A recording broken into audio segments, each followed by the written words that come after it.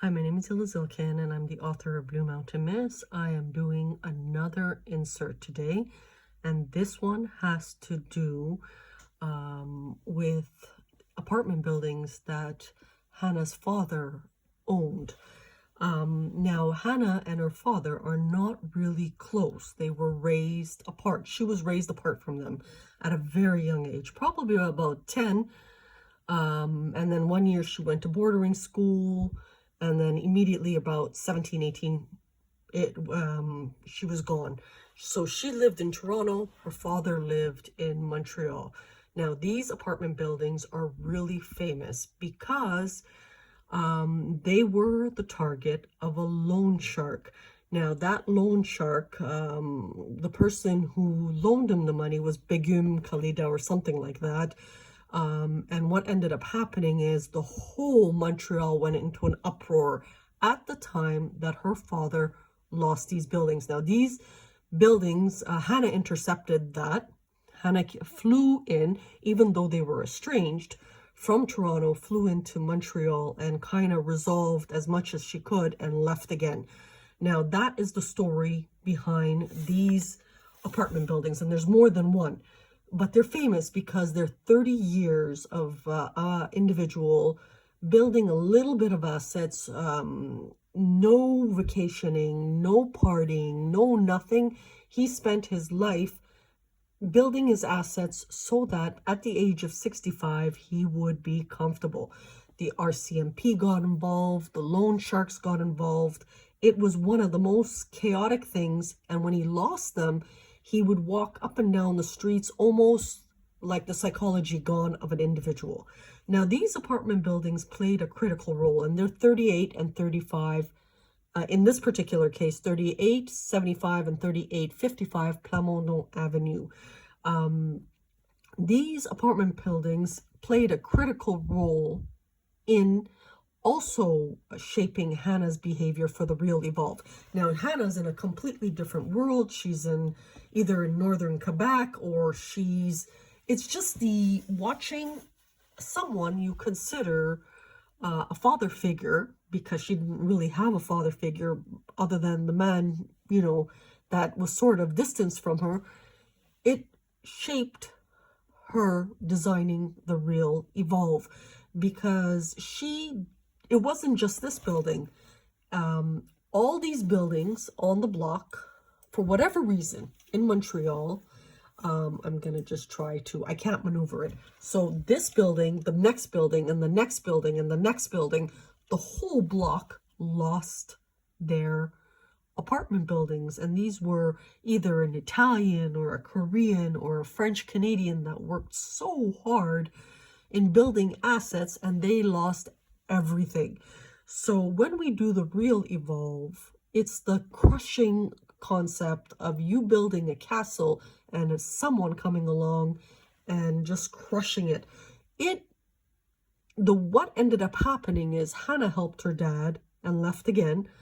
However, when we think of these apartment buildings, and believe me, the whole Montreal knew about the fraud from one end of the street all the way down, where every single landlord lost their buildings. And this was partly to the mob or whatever the case may be. Now, why did this happen? And this happened, he had 2 weeks left to finalize his entire 30 years of a mortgage. So he's waiting for that 2 weeks, and right before 2 weeks of him paying off the entire apartment building lots, he loses it. And this is part of C3's history, because for them, it's not a big deal. They just paid for another mansion, the fraudsters, or because it was organized crime, or another church. It's not a big deal. But for the individuals, the whole street was all older immigrants that were wailing their eyes out. And, it's funny because the employer that Hanna last worked with, CAPREIT, bought out these buildings, which is a little bit scary. But anyways, on some bizarre, we're not too sure about that, but we don't care. Make a long story short, when we do the real evolve, the concept of someone coming to Earth with a really interesting background and an eerie divination story.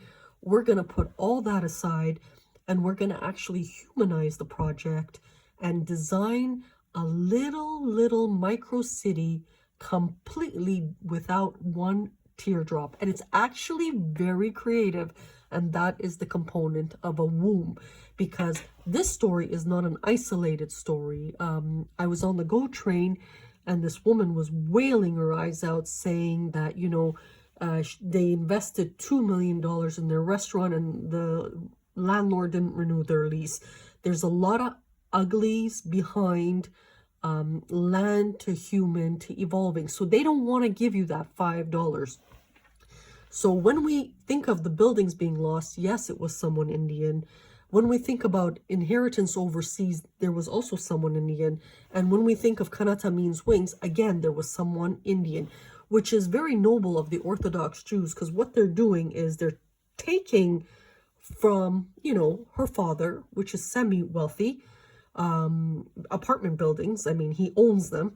And they're giving it to Southeast Asia, where these people have never traveled, never eaten in a proper restaurant, you know, really struggle. And there was a lot of fraud there. But this type of thinking is very outdated. It's very colonial. And we don't want to crush people's sandcastles. And that is the key. And it goes back to, again, the story of the GO train woman who was crying her eyes out. Her husband committed suicide or died, I'm not too sure, after they invested $2 million in a restaurant, and some scoundrel gentleman came and took it, and you know, the landlord, and it's that recycling needed for the banks and recycling. So we want to at least try and redesign something using a wolf, which is ranked #1 in the globe, in not just by fluke studying social betterment, not just by fluke that her father trained her on Ottoman history, not by fluke that she was raised in this area, which historically was lethally violent, and it looks clean now, but there was times when, you know, they fired and the gun missed the balcony. You know, it was really horrific. So we want to see if we can exist attempting to do something better for humanity, that we don't hurt individuals the way. But, you know, when we deal with caste systems, that's another challenge, as is, because for them, the poor means entertainment. We never want that. So Hanna split literally India in two, where the poorest Indians loved Hanna and the richest Indians hated Hanna. Remember, whether it was the medical device or the apartment buildings or inheritance, you know, child rape overseas, whether it was the copyright, all involved someone Indian.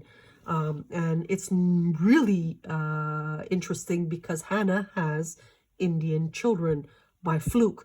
So these are the kind of challenges we are trying to do and correct to provide a little bit of better lives for humans in a completely different ideology. So if you can support, again, I have to bypass a lot of politics, but the fact that I'm a wolf, and the fact that I was titled prophet, and the fact that I'm doing the real evolve, we are trying to really design a better world and ignore what China's trying to do or Southeast Asia's trying to do, which is put humans into fire pits and trailer parks like they did in the United States.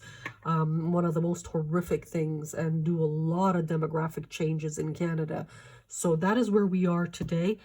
Thank you for your support. And the only way you're going to see this is if there's a lot of pressure, and I'm actually doing the interactive, the movie, the proposals. If you don't see that, that means the negotiations fell through, and that's how you're going to know.